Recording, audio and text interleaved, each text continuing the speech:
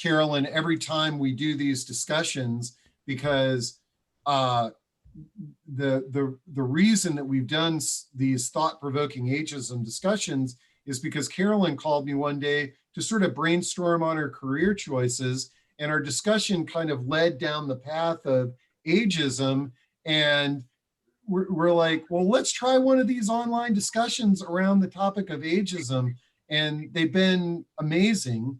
And the other thing that I like about having you as a co-host is that people get to hear me talk less, is that there's somebody else who's out there talking.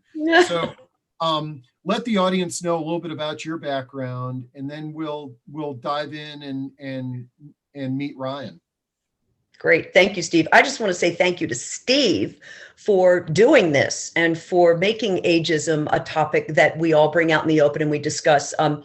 I got a certificate on aging from the Hopkins Odyssey School, which is a great program. I recommend it.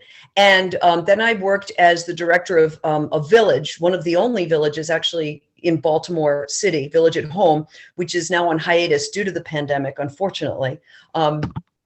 And then what I've noticed in all of the work I've done in aging is that ageism is holding back a lot of what we do, and it affects all of what we do because nobody really wants to talk. Well, nobody except this group really wants to talk about aging and growing older. And so I think that's the internalized ageism at work. So I appreciate all the work that Steve has done to have these panels. And I encourage everyone to just speak up and be as open and honest as we can. I'm really excited for this art aspect, the art angle today. Really, really exciting. So thank you. Yeah, and great. Actually, Carolyn, because I'm trying to make I'm trying to talk less. I completely forgot to sort of dive into how everybody can participate in this program. There's one of two ways. You can use chat to talk to each other, okay? So you'll see there actually where I think Meg introduced herself. She said hello to everybody, okay? So use that drop-down menu. It says all panelists and attendees, and feel free to, just introduce yourself if you want. You don't need to do that. But what we really want you to do is ask questions and comments on the discussion today. And so you can do that one of two ways, by either raising your virtual hand or typing in a question or a comment into the Q&A button. So anyways, with that, Ryan, again, I want to thank Caption Call for their support this month. But and I'm psyched that every week they're bringing various members of the Caption Call team for us to get to know you and learn a little bit more about Caption Call. So tell us a little bit about who you are, and then give people an overview of what Caption Call is. Thank you, Steve. I appreciate it. I'm happy to be here today. So I'm an account manager here in Western PA. I work with hearing aid providers, as well as giving presentations at senior centers, senior living, etc. My role is to simply educate. Most people aren't aware that this program is available to them and out there should they need it. So it is a no cost. And again, I want to stress no cost captioning telephone for those that have difficulty communicating due to hearing loss. So the reason why there's no cost associated with it, my company actually gets compensated out of a federally administered fund by the FCC, the Telecommunication Relay Services Fund, which comes from surcharges on all of our telephone bills. So next time you're taking a look at your telephone bill and you're wondering what that surcharge is, whether it says FCC surcharge or universal regulatory, that's going into this fund that pays for not only captioning telephone services, TTY, or video relay, for example. But please feel free. My information's there, and I'll also put my email and phone number in the chat. I'm happy to answer any questions you might have about Caption Call. I love it. And before we started, I was chatting with Ryan a little bit, and I know there's a lot of marketers in the audience, and most of us are out there trying to market our services, and it's challenging because people got to pay us, and their response is always like, well, that's too expensive. I can't afford that. the product that Caption Call is marketing, and they need marketers out there to do this, is totally free. And but it's almost one of these too good to be true things. And as we've talked about this week, there's no sort of level of hearing loss. The main thing is that if you just have difficulty using a telephone because of your hearing, then you qualify. So spread the word out there, folks, because it's a great program that we could probably say is underutilized. So thanks a lot, Ryan.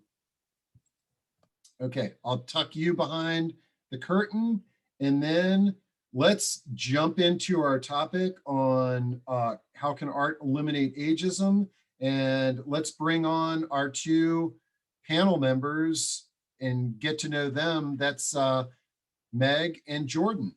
And Meg, since you popped onto the screen first there, and it's always ladies go first, Meg, tell everybody a little bit about yourself and in your background. Sure. Thanks, Steve. And I'm very happy to be here. And thank you so much for hosting these discussions. I enjoy them. So I am Meg LaPorte, and I have worked in the long-term care senior living field for just over 20 years. I mostly as a writer and editor, communications type person. And a few years ago, I started a blog called Age in America. And the intention of the blog was to use images and storytelling with older adults to help reframe perspectives about aging and age and being older. So, and that has sort of led to a few other things in my life, and one of which is what got us here today, and my very strong interest in art and ageism and bringing them together. I love it. And Jordan, tell us a little bit about your background and what led you here today. So I went to undergraduate at UMBC and studied aging studies with the Erickson School of Aging. That's where I met Meg. That's where I met you. Yeah. You met Steve. So I studied in that program, the longevity economy, and we talked about, and I was just bombarded with the fact that our society is changing, our society is getting older, and our society is getting younger, where people have more access to things. So really combating ageism is more of just an effort on just all of our parts to make our societies more just appropriate for any age, as well as my focus has always been workforce. So as our society gets older, also does our workspaces, and you have people who are 20 and people who are 70 being able to work in the same workspace. So you have to change our culture. So that is when I met Meg, and I was already an artist, and we both just had this ideas for, combating ageism with art. And that's how I got here. This is great. Okay, so for this discussion, all four of us are gonna stay on the screen, and we want everybody to interact. And I'm looking in chat, and it's really exciting. Like, I knew that we'd have a lot of aging advocates in the audience, but I see that Ellen Davis is an artist and she's in the audience. So I'm hoping that this is inspiring in many ways to folks. Now, one thing that Meg is gonna share a PowerPoint, but one thing that I wanna mention to folks is that if you, in your upper right-hand corner, if you select speaker view, then you'll only see the little box of whoever's talking, and that'll maximize the images that she's sharing on the screen. So just throwing that out as a little tip. Okay, so Meg, if you want to share your screen there and kick this off. Awesome. Okay. I assume everybody can see it, see my screen, and we're ready to go. Fabulous. So we wanted to start with really just an explanation of what artistic activism is. And it really is just the use of combining the sort of the creative and incredible powers of art to change people's minds with the with a strategic planning effort of activism to bring about social change. And this, I began researching and doing, looking into this or discovering it actually a few years ago when I taught a class, undergraduate class at UMBC, in which Jordan was a student. And so this sort of began my odyssey into artistic activism. And as you can see here, this photo right here to the right is I think an excellent example of artistic activism. And it's one of the Black Lives Matter displays on the streets that popped up, of course, all over the country over the last year. And I think this was a beautiful one. And some of you probably have seen the one in DC, if you since we're central to DC. So this is just really a overview of like artistic activism that's been in our history. So the first is the AIDS epidemic, and then the second, civil rights movement and the labor movement. And the cool thing about where the class that Meg taught and where I just like totally opened my mind to this concept was an overview of how art has been used in other activist movements. And one particular story that really just stuck with me was the middle picture right here is actually, it is Rosa Parks on the bus. And this is a famous photo that a lot of people know.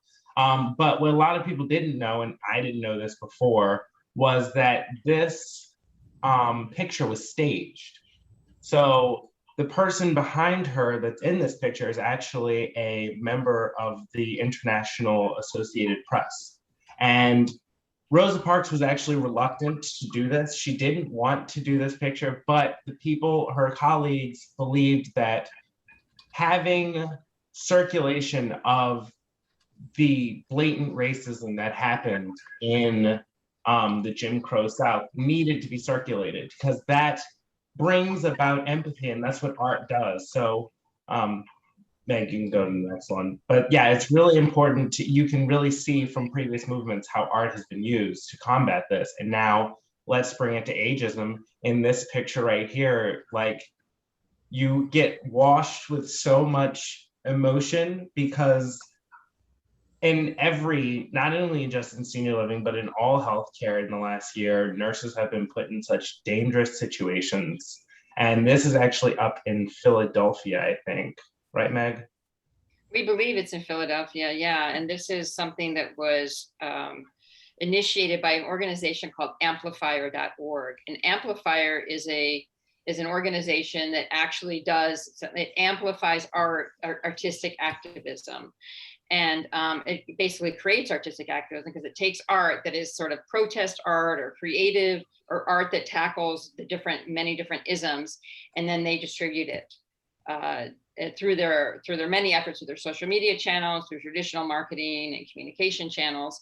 And this is one initiative that they did by putting it in the side of a building, basically as a giant mural.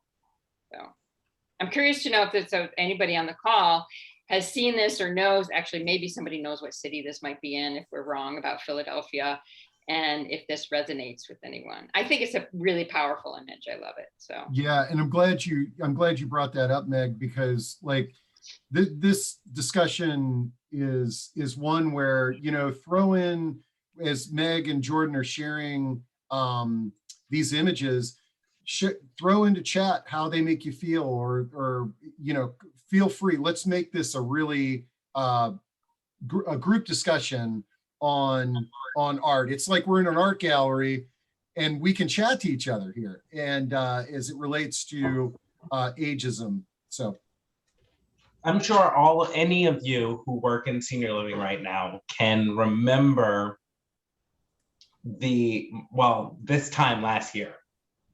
And this time last year was rough for everyone. I mean, just not even having the ability, I mean, having the personnel is very few people had, but also having the PPE to supply to them. I mean, this picture just makes me think of the last year, and I just hope we never find, but we talk about ageism. Ageism was definitely a factor in a lot of the lack of preparation or the lack of resources allocated. Anyone in the chat have anything to say about this and their experiences in the last year?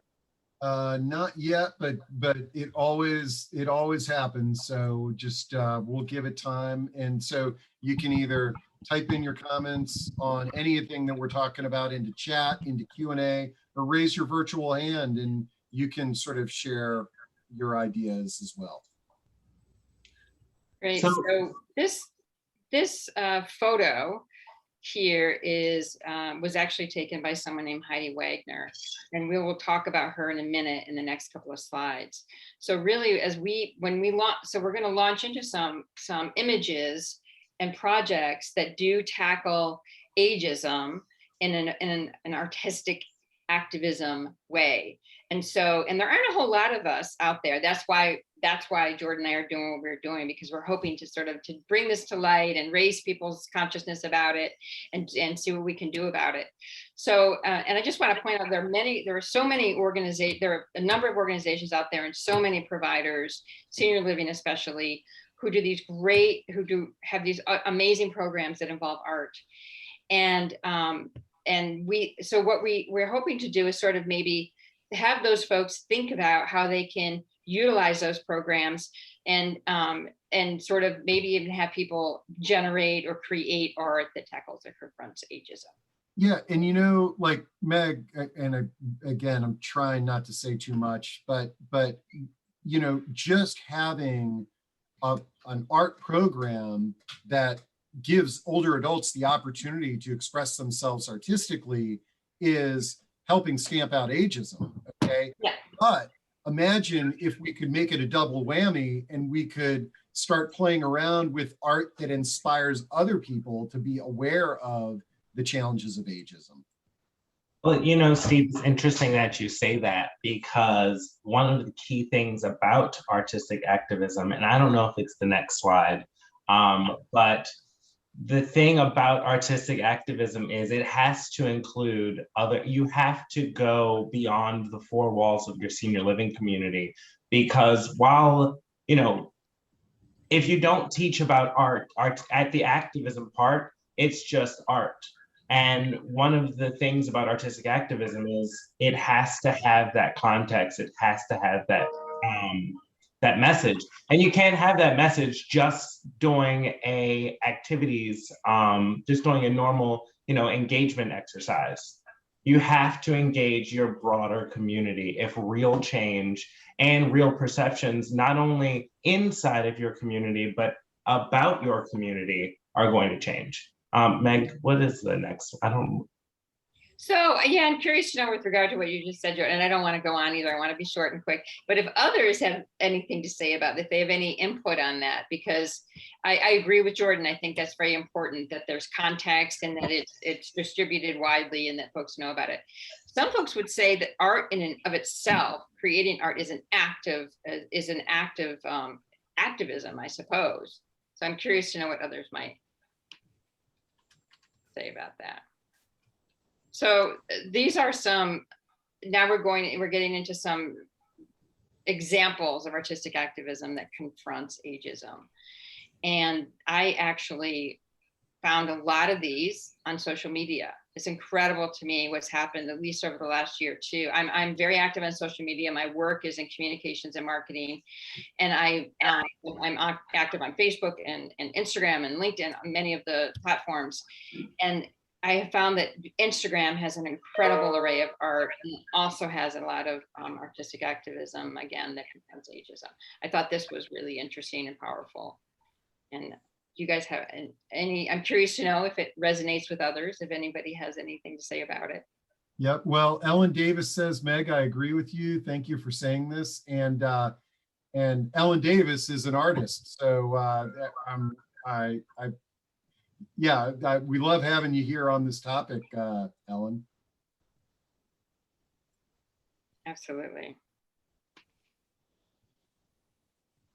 Jordan, do you want to talk about this? Yeah, so the Passions Project is by Heidi Wagner. We actually just did a presentation with Heidi Wagner on artistic activism, and Heidi runs what she does with the Passions Project is she goes to different communities, be it senior living communities or just communities in general, where there are older adults that are doing a specific project or something, and she takes a picture of them. But after she takes a picture of them, she really talks about their passion and has them and takes a picture of them doing their passion.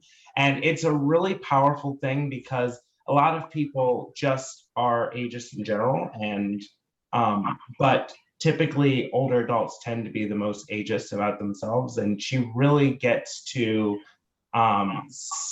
capture a moment where someone isn't defined by their age, or they don't live in a setting where they're defined by their ADLs, and they're just defined by who they are and what they like to do. It's really great tool, and it's another way that art eradicates ageism. And you can actually learn more about the Passions Project and see some of Heidi's projects at the Passions Project and thepassionsproject.com. Yeah, I'd like to point out too that this is another example of Heidi's work. I'd like to point out that if any of you have ever been to the headquarters of Leading Age in Washington, D.C., she has a very large display of her portraits on their walls. I think it opened a couple of years ago, and it's really beautiful. She's just an incredible artist, and beautiful portraiture, I think.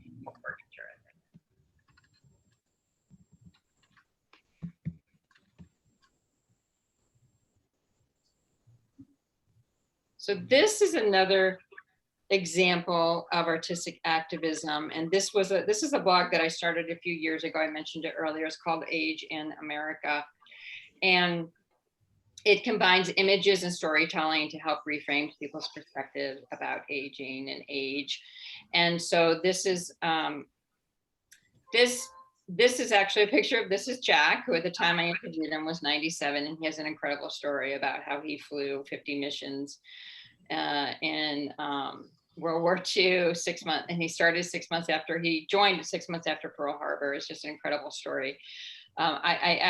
This project is fashioned after Humans of New York. If any of you are aware of Humans of New York, at the time I think Humans of New York was still just a couple of years old, and I just absolutely loved it. It was just, to me, a powerful project, and that is mostly, it's a blog that the photographer started, and he has it on Instagram and Facebook, and he has millions and millions of followers. And so I really just did this as sort of fashioned after Humans of New York, and to do it just really aimed at older adults. And I went to senior living communities in the DC, Baltimore area, and some in Pennsylvania and New York. I traveled around doing it. It was just a lot of fun to hear people's stories. But also the important, and to me, the other part of it was posting it, putting it on social media, and on the blog, of course, and just spreading the images and the storytelling and presenting about it. So, okay, we got a couple of questions. I knew they'd start coming in, and this is really good. I love this one. David Mike says, "What makes great art, and how would I know?" I'm assuming one of us said great art, and David, I'm gonna get on the podium as a parent, okay?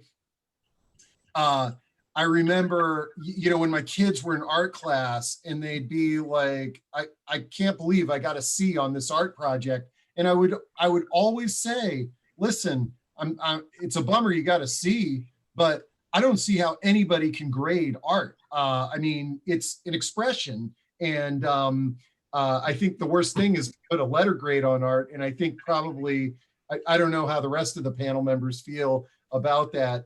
I think it's one of those statements, great art is in the eye of the beholder, maybe, but interested on the panel members' thoughts.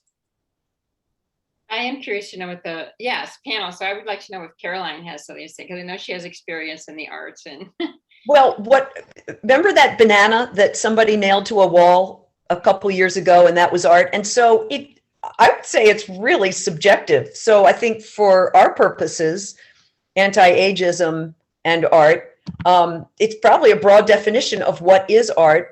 And, great really is subjective. I'm not even sure you can I don't know. The market really speaks, but for our purposes, it's not really the market speaking so much. But like I love that question was brought up, because language is so important when we're talking about ageism, and it's sort of, we know that it's so easy to sort of use ageist language if you are not familiar. You're just using normal language, but you can also see where there's a connection here in this statement that Michael brought up, is that, yeah, I mean, judging art is just like judging somebody who is older. But I think, in my view, the thing that excites me is that the idea that we could inspire people to think about aging differently through art. The thing is that the art is being used as a tool. So really, this right here isn't like visually great art. It's a picture of a jar. But what makes the art great is not the art itself, but it's what emotion and what it conveys in you. So it's subjective what makes great art, because some people may see Aging Cream and be like, well, that really doesn't move me to think about ageism. But it obviously does. It's Aging Cream as opposed to an anti-aging cream, which is the most common thing you would see. So that's why this is great art.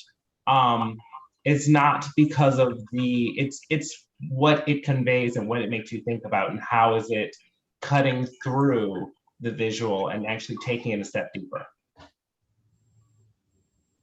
Yeah, no, I love it. And, this is like one of these things where I don't know if that, like it may have taken me a while to looking at this if I would have picked it up, but us having a conversation about it, yes, it's completely, Aging Cream is, I love it. I mean, I love it. Great, Jordan. I'm babbling. Yeah, and I don't know I found this in my research a while ago, and I don't know a whole lot about it other than this was part of a campaign that the city of Toronto put on, and they apparently these were posters put on buses and other very public areas. So presumably, and it was an anti-ageism effort to get people to think about the anti-aging industry, I think, and as well as just aging and ageism in general. And I think we may have, and I just briefly got distracted, but ageism is, I don't think we defined ageism. I don't know if it was in there, because we all know what ageism is, but we don't really take it to the step of thinking about it as in an activist point of view. If you attack ageism just like you would attack racism, the issue with that Aging Cream is that when you look at it, you say, okay, well, what does aging look like? Because not everyone ages the same way. So it'd be like saying a black cream.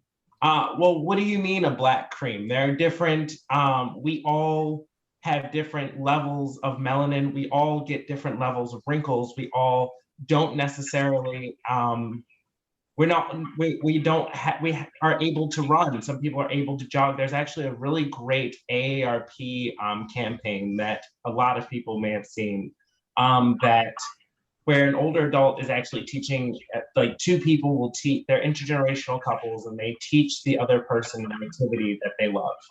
And one person is I think he's like in his either 70s or 80s, and he's teaching this young girl a karate move.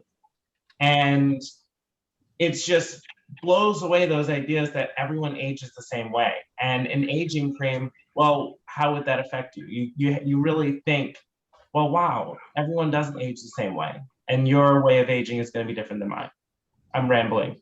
No, this is great. And actually, to illustrate that point, Jordan, because you were talking about a black cream, imagine, we all know how repulsive it would be to see an anti-black cream, okay? But it's perfectly acceptable to have a billion-dollar industry of anti-aging creams, you know? And that video that you're referencing, I'm dropping it into chat. I absolutely love it. Yeah. So I'm dropping that in. Yeah, it's you know, it's one thing to say anti-wrinkle, it's one thing to say anti-bags, or the negative connotations that are associated with aging. But when you just say anti-aging, people want to stop aging.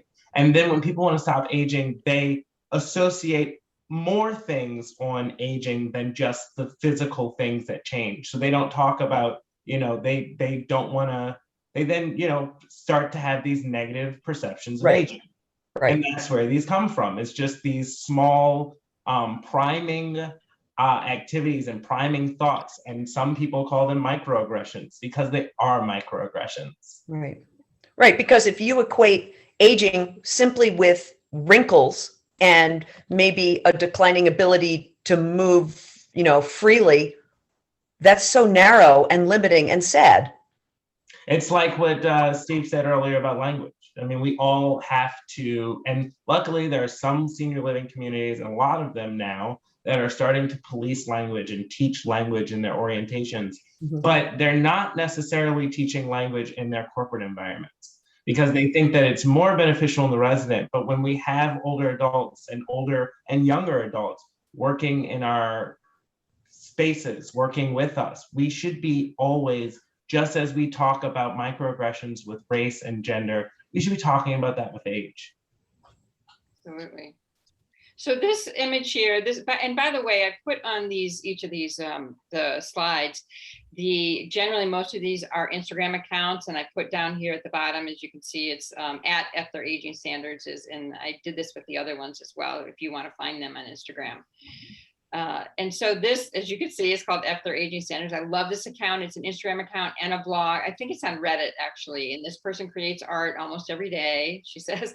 And she uses this just really this sort of very sort of simplistic approach to it. They're always in black and white. They're images with a lot of text, as you can see. She also sells t-shirts. I think she even sells masks. I saw some masks on her site, and bags, as you can see here. I think this is a very cool. In the question thing, somebody says, so who is this with millions of followers and pictures on Instagram?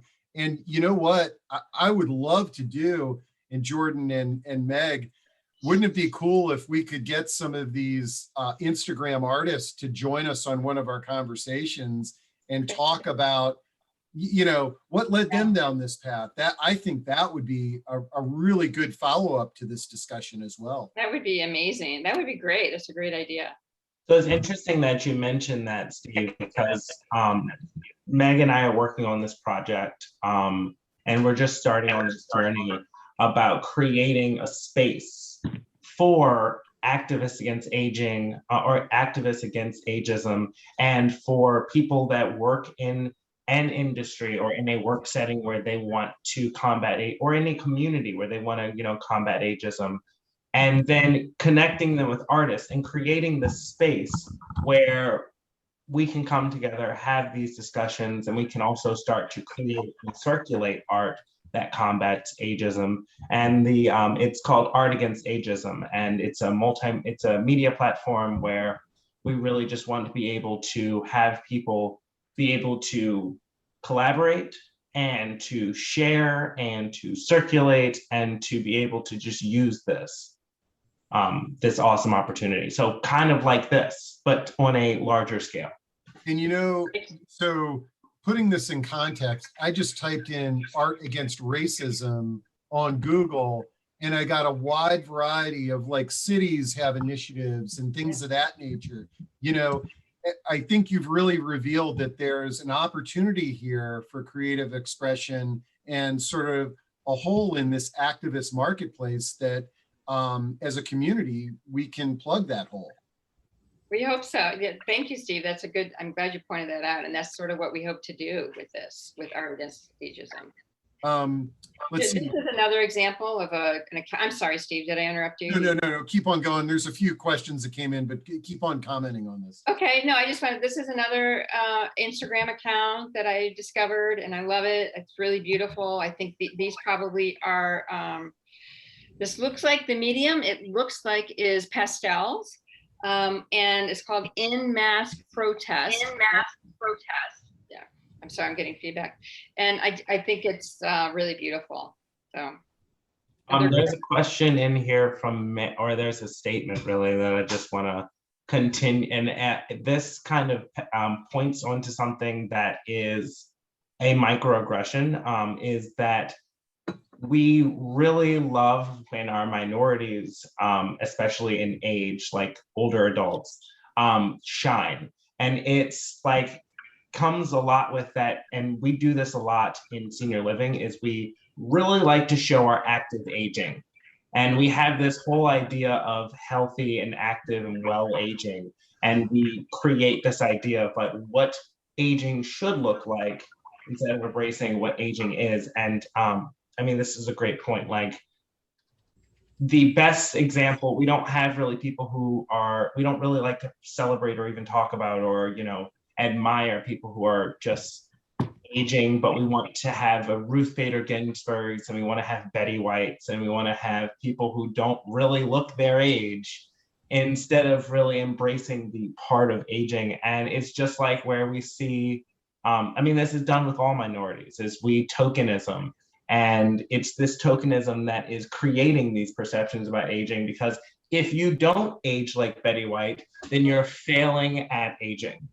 And that is what we create.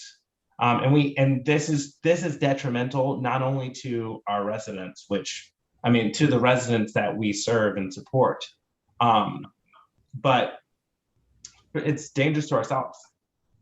So here's another account, and I'm not really sure, or actually, I think this is online or something. And I'm sorry, maybe I have the wrong account because that doesn't seem right. Well, it's at KAMSPNG.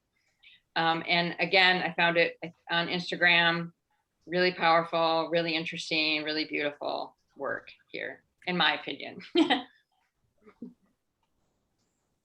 Yeah, in the comments, we have somebody who says, art is subjective based on many criteria. Look at something, and if it moves you, and for example, then if I glance over at chat, Ellen Davis, on one of the images that you put up, she said, wow, that's powerful, you know. And it's the beauty of this is that something that moves Meg may or may not move me, you know, but that's the exciting thing. Now, the exciting thing as an artist is that you can create a piece of art and it can move people that aren't related to you. You know, it's sort of like that somebody walking down the street, you know, my mom thinks all my art is beautiful, but if I create something that a stranger is moved by, boy, that's amazing. That's mission accomplished. Absolutely. So all of the art that is mentioned, because I think someone asked, where is this art from? They're all cited, so you can go to, and the @ is, I think, their Instagram page. Yeah, yes, it's so I found most of this on Instagram, I will be honest with you, because I'm so involved. I'm so, especially since the pandemic, I've been so invested in seeing and finding art and artists on Instagram, that I really discovered most of them on Instagram. Now, this one in particular is Candy Chang, and I knew about Candy Chang before I found her on Instagram, and some of you may be familiar, heard of her. She created this art installation, and I think she's got it. She had this all over the country, and this was a before I die, asking people to finish the sentence before I die.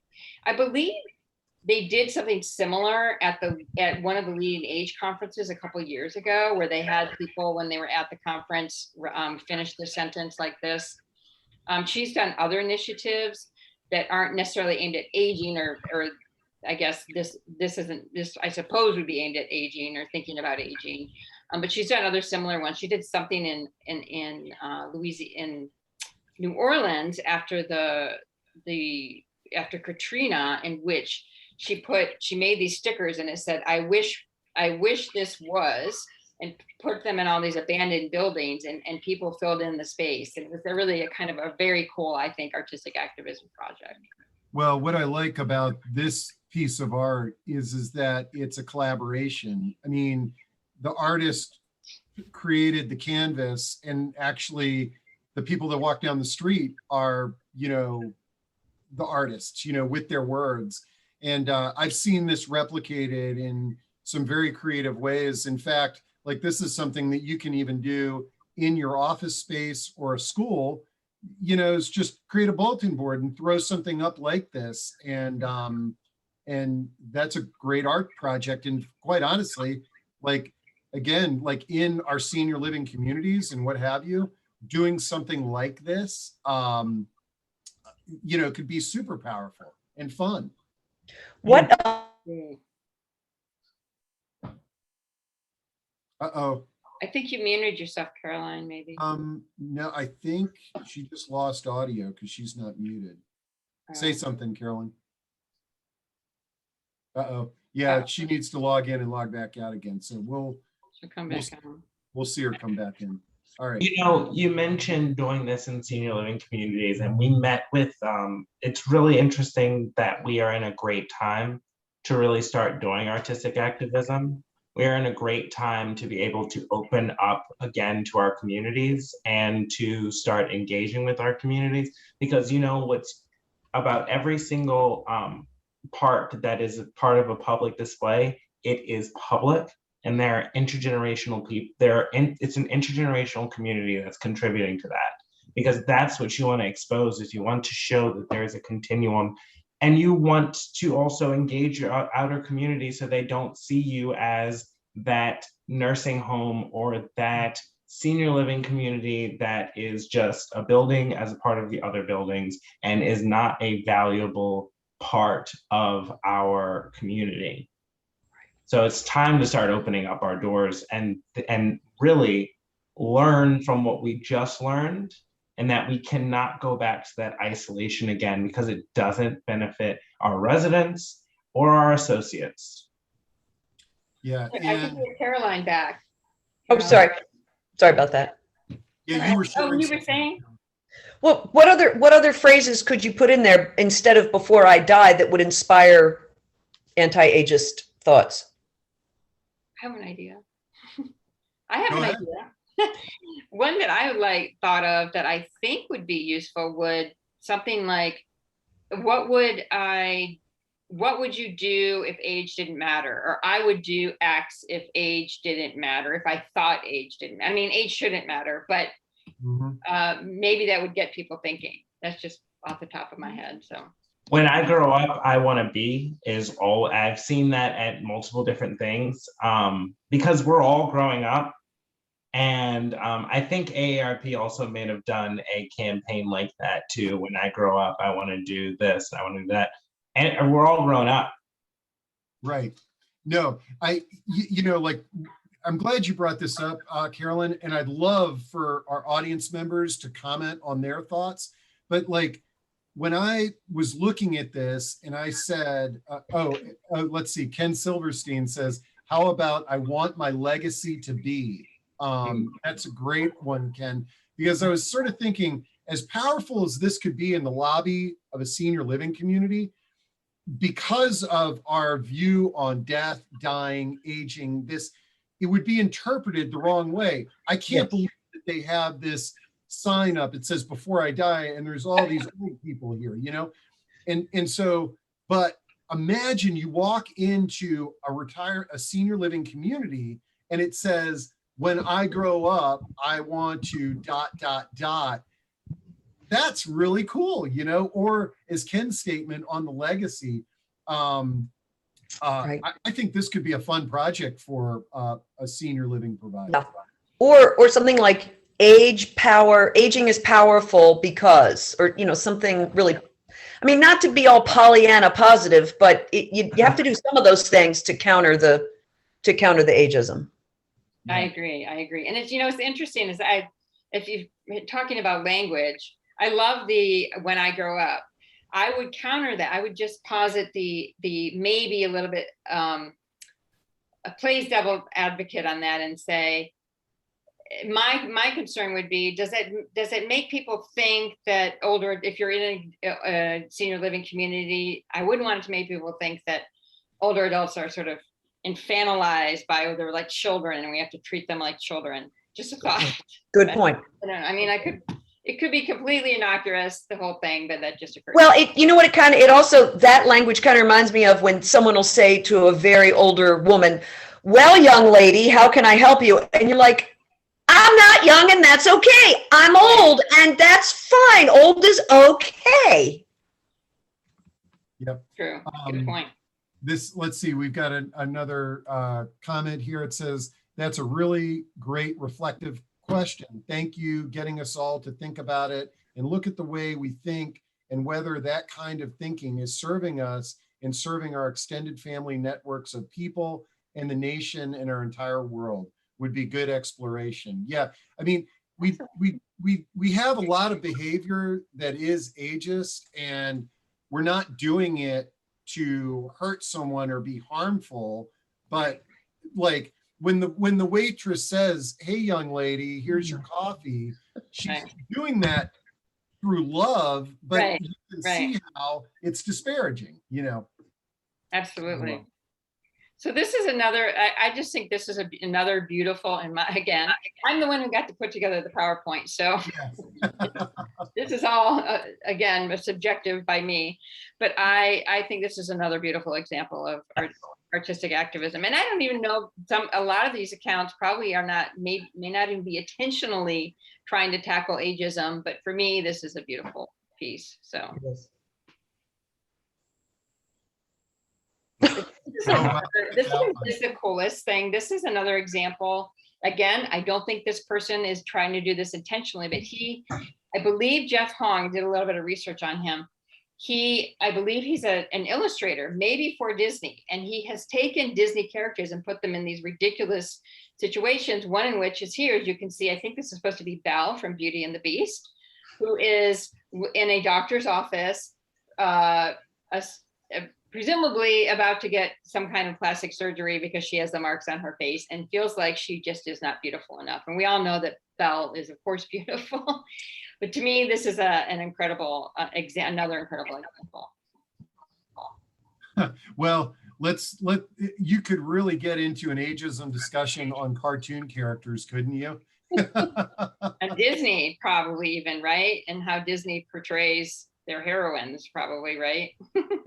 Let's see. Susan Rannick says, need to educate, extend a verbal hand without looking for reasons to be offended. Good statement, Susan. And Mary Busey says, why do people feel compelled to say you don't look a certain age? Question mark. Or I would have never have guessed you were this old. Another indication that old is bad. You know, again, these are great topics for an ageism discussion like this. Hi, Susan Ronick, by the way. I haven't, she's used to be my neighbor, my next door neighbor, so I want to hi to her. Mary Jane Barney Butler has a nice statement here. It says, art is life. It is self and group expression of life. Aging is often associated with death. Instead, we used to use arts a lot in our daily work, in social work and services, to celebrate the entirety of our lives. It was pulled into aging from an arts background. I was pulled into aging from an arts background 30 years ago. It's a building block of my DNA. I've begun to realize lately, as we have become more governmentalized, how much artistic expression and creativity has been removed from my daily work and as a 65-year-old. So, and I believe Mary Jane works with an area agency on aging. So I love this comment, Mary Jane. Thanks for sharing that. So this slide illustrates just a few of the Instagram accounts that I have just shown folks, some that I didn't even show you. We showed you Asian America and the Passions Project, as well as At Their Aging Standards. I didn't show you Artists for Long-Term Care, which is an account that arose during the pandemic, I believe. They are very much supportive of endeavors that tell the story of what's happened, I think, a lot in nursing homes to older adults throughout the pandemic. This is another one, Chinatown Pretty. It's just a lot of photos, images of older adults, I believe, in San Francisco, in the Chinatown district of San Francisco.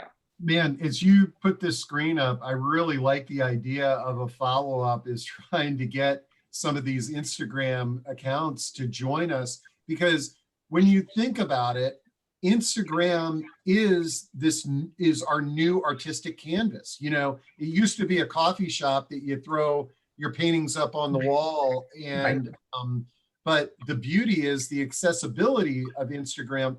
And you know, Absolutely. the cool thing would be that some of these Instagram account holders are not intentionally sort of focused on ageism, but they're creating a powerful message just through their accidental expression of art. Absolutely. And I'd like to bring something up that I actually also discovered when I was doing the course in my research, and maybe somebody on the call can help enlighten us with it. And that is something called near exposure. And I believe it's a psychological term that that explains that and I think that's probably been used as the foundation for advertising in many cases too. It sort of explains the fact that if you expose somebody enough and enough times with enough impressions of an image, then they become more friendly toward that image, or maybe even inured to it. So I think that in many ways, these accounts, like for example, the Chinatown Pretty is just older adults. A lot, and of course, Asian America is for the most part older adults, as is the Passions Project. And it's really about exposing people to see that hey, this is society, these are people, these are real people, and they don't try to gloss them over or anything like that. So they're just really beautiful portraits. And exposing people to these things can help people become more friendly toward it, or think more friendly about it. This is great. And I'm just giving the audience a little advance warning. We're about 5 minutes away from the top of the hour. So get your comments and questions in. You know, Susan says hi back, and great program, Meg. I'm doing one on words we use May 11th. And as we know, I mean, we're talking about art and ageism, but as you see, we've already sort of shifted over to the words. And so Susan's a master in that area. And now she throws in a few suggestions. How about closing the circle of life instead of end of life? And how about cognitive shift instead of dementia, or worse still, automatically labeling it Alzheimer's? Yeah, those are all some great language suggestions there, Susan. I agree. Thank you, Susan, for that. And this is the final slide, and Jordan alluded to this earlier. This is the effort that Jordan and I have undertaken called Art Against Ageism. And we would love to have people involved in it. If they're interested, we would love to have you join us. It's a nascent group. We now at the moment just have an Instagram account called Art Against Ageism. We hope that you will follow us there. And we have our email addresses if you are interested in joining or helping us, or if you have art that confronts ageism, we would love to distribute it and show it off. So, but as well as getting just people who are interested in combating ageism, I truly believe that everyone is an artist, and that there's a little bit of an artist. Everyone has that artistic expression inside of them. So not everyone is a visual artist or an artist that, you know, I'm not a visual artist. I don't paint, I don't do any, but I'm a dancer, I'm a singer. And those are ways of artistic expression. But if you're interested in combating ageism, I know that there are a few people like Susan who are interested in not only just combating ageism in our community, but also in our language, just in our operations. We are really interested in combating ageism, and everyone is an artist. So please let us know if you're interested in learning more about artistic activism. We have a few projects coming up where we're going to be able to learn more and explore more about artistic activism and how other programs and other organizations are using artistic activism. Yep. So no, this is fantastic. So we're going to wrap up here, and Jordan and Meg, if you can maybe put together a little culmination of some of those Instagram accounts and with your contact info and email that to me. When I follow up with everybody with the recording, I'll make sure to include that. And I think we should continue this dialogue. Like I said, I mean, but just like I'm not going to say great art, just like art, everybody has opinions. So I'm all interested in these Instagram artists that are out there, but the fact that you all tuned in and joined us in this discussion, reach out to any of us on this panel and give us ideas for next steps. I really want to make ageism an ongoing dialogue through our discussions, as well as blending in art too. Thank you, Steve. I have a question. So some of the people are responding in the chat. Will you be able to, I assume you can save the chat? Oh yeah, no, we save the entire chat, and it's actually on the recording page. So if any of you, I know you guys get too many emails from me, but when you get the email that says follow up, it'll have the recording, the chat will be right below that. And, we save and then contact info and all that stuff. Awesome. Great. Cool. Yeah, this was great. Thank you, guys. And it just, I think we really can build a movement, at least here in the Baltimore, DC area. And we've had, we had webinars before on doing the consciousness raising group with, old school, and that's the Ashton Applewhite program. But there's so many ways to do it. And this is such a great way because it's so visual and it has such a high impact. So thank you. It's wonderful. Thank you. Thank you, guys. Thanks for having us, Steve. All right, guys. We'll Good see fun. you next time. See you in May. We're done with another month.